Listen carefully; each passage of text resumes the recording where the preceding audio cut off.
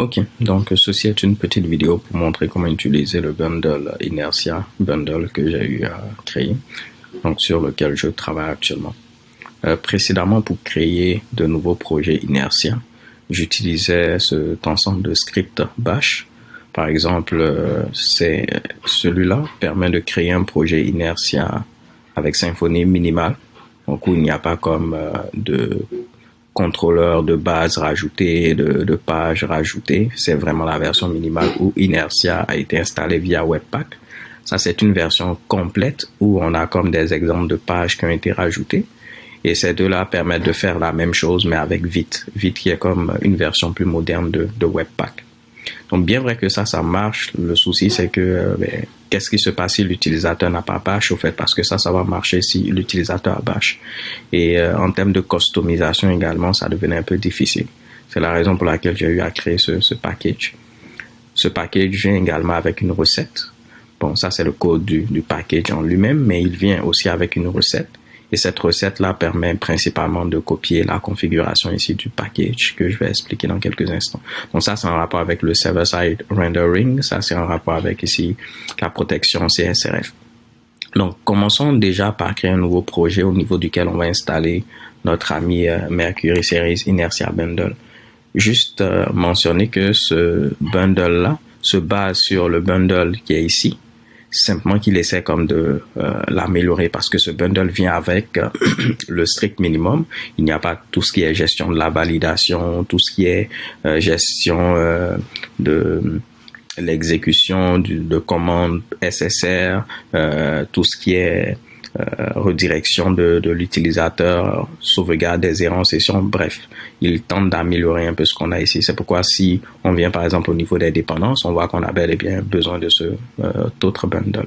Donc là, on est parti. Je vais faire Symfony New et je vais créer un projet que je vais appeler Demo Inertia. Au sein de ce projet-là, je pourrais exécuter la commande Composer Require Mercury Series Inertia Bundle et en théorie, Inertia Bundle sera ici installé. Ce que je vais faire, c'est me déplacer dans mon projet, l'ouvrir et on pourra voir clairement qu'est-ce qui a été rajouté lorsqu'on fait le Composer Require. Avant de faire le Composer Require, étant donné que ma recette, donc c'est une recette contrib, la voici ici, étant donné qu'elle n'a pas encore été acceptée, je dois exécuter cette commande ou cette commande-là. Ok, donc si je viens au niveau de pull request, là, voici ma pull request, afin de pouvoir la tester au fait. Donc moi je vais faire un export de ceci. Je l'avais déjà fait. Donc une fois que je fais ceci, en attendant que ma recette soit acceptée, je pourrais tout de même exécuter cette recette-là. Donc on fait maintenant le Composer Require. On va voir que j'aurai deux recettes qui vont être proposées. Il y a la recette de JS Routing Bundle, ce qui me permet de passer mes routes Symfony en JavaScript. Je vais dire oui. Et puis, voici la recette de notre bundle qui est ici. Donc, je fais oui également. Et normalement, une fois que ceci sera terminé, qu'est-ce qui a changé? Bon, là, on voit qu'on a ce texte qui est affiché. Ce texte-là, il provient de la partie... disons post-install de la recette. Vous voyez qu'on dit React stack, Vue stack, blablabla. Ben, voici ceci. Mais si je fais un git statut, on voit que il a eu à enregistrer le bundle. Ça, c'est fait automatiquement par Flex pour nous. On voit qu'également, il a eu à ici rajouter la configuration de notre package, comme on l'a vu tantôt. Et puis, voilà. Bon, ça, c'est le routing pour FOSJS Bundle. Et si on regarde au niveau de la partie template, bon, on a le template de base parce qu'on a besoin de Twig. Ce bundle dépend de Twig. Donc, si on installe Twig, normalement, voilà. Donc, si on installe Twig, normalement, ça va rajouter template et autres. Donc, une fois que ça c'est fait, ce que je dois faire, c'est choisir mon stack comme il a été mentionné. Donc, si je veux utiliser React avec, disons, Webpack, je vais exécuter ceci. Si je veux utiliser Vue, je vais exécuter ceci. Et en mettant "-SSS", ça permet d'activer le server-side rendering. Je ne vais pas l'expliquer dans cette vidéo, mais c'est pour l'activer. Pour l'instant, je n'ai pas fait en sorte que on puisse supporter Vite. Donc, si c'était Vite, j'allais mettre ici "-Vite". Et puis Webpack, vu que je n'ai pas encore rajouté le support de ceci, ni Vue.js et tout, ben, j'aurai une erreur actuellement. On va me dire Webpack, on ne connaît pas ceci, quoi.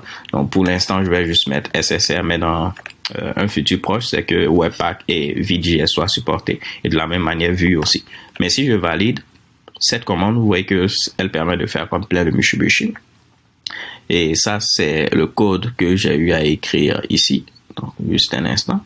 Donc, c'est le code de ce fichier-là, install inertia install command, c'est elle qui permet genre de modifier comme le fichier composer.json, modifier le fichier package.json pour enlever tout ce qui est en rapport avec stimulus et tout. Elle permet de copier tous les fichiers stub. Donc les fichiers stub, ce sont désolé, ce sont les fichiers boilerplate. Donc vous allez voir que ça va venir avec un contrôleur de base, comme on peut le voir ici. Ça va venir également avec un event subscriber. Ça va venir également avec ici une classe de formulaire et tout. Et une fois que ça finit tout ceci, ça va maintenant à ce niveau-là exécuter npm install. Donc si on regarde cette commande-là, à un moment donné, ben à la fin là, ça va faire npm install, comme on peut le voir. Donc installing node dependencies, c'est pourquoi on voit ici installing node dependencies, et puis ça va exécuter npm install. Si j'avais pnpm, qui est une version améliorée de npm, ça allait faire pnpm install. Si j'avais yarn, c'est yarn install. Et une fois que ça a fini, il va me dire que ça a fini et puis retenir succès. Comme je l'ai dit, pour l'instant, je n'ai pas implémenté la logique pour Vue. C'est pourquoi ici, ça ne va pas marcher. Ça ne va pas marcher si j'avais choisi Vue. Donc, si on résume pour l'instant, tout ce que j'ai eu à faire, c'est créer mon projet, installer, disons, mon package, et puis exécuter la commande, disons, install. Donc là, c'est parce que j'ai pris le temps, genre, d'expliquer ceci, mais vous voyez à quel point, genre, c'est assez simple d'initialiser notre projet. Donc, une fois que ça se sera terminé, il faudra compiler les assets en utilisant npm run, par exemple, dev server, et après, ce sera bon. Si on veut modifier la configuration, on peut modifier la configuration. Donc, je vais patienter que l'installation des dépendants JavaScript se termine. J'exécute mon npm run dev server et normalement, ça va être bon. Comme je l'ai mentionné, ce package vient également avec des commandes pour démarrer le serveur SSR et puis stopper le serveur SSR. Donc, ce sont ces deux commandes-là, start inertia SSR et puis stop inertia SSR. Là, je ne vais pas expliquer le SSR dans cette vidéo, comme je l'ai dit, sinon elle va être trop longue.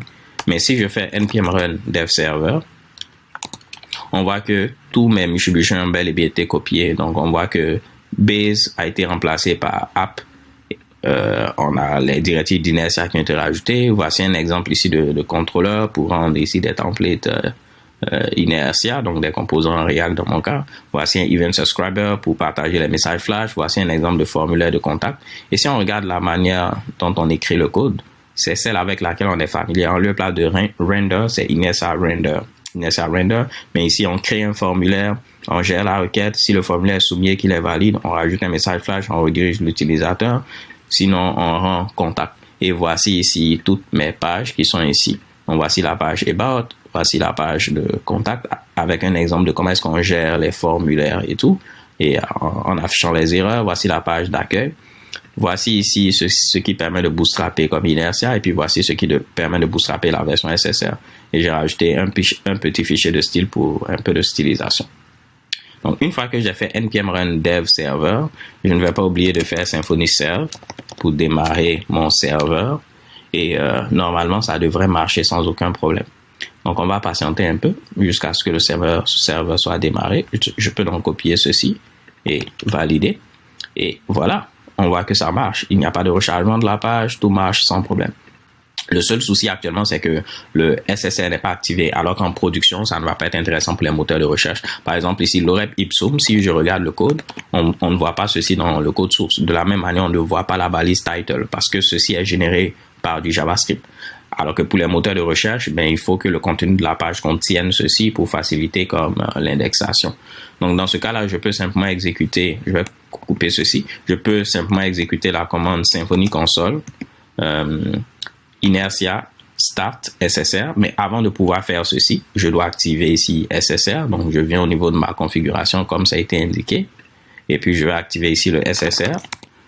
On me dit où se trouve mon fichier bundle. Pour l'instant, il n'a pas été généré. Donc, si je tente d'exécuter cette commande, j'aurai une erreur. On va me dire qu'on n'a pas trouvé mon bundle, comme on peut le voir ici.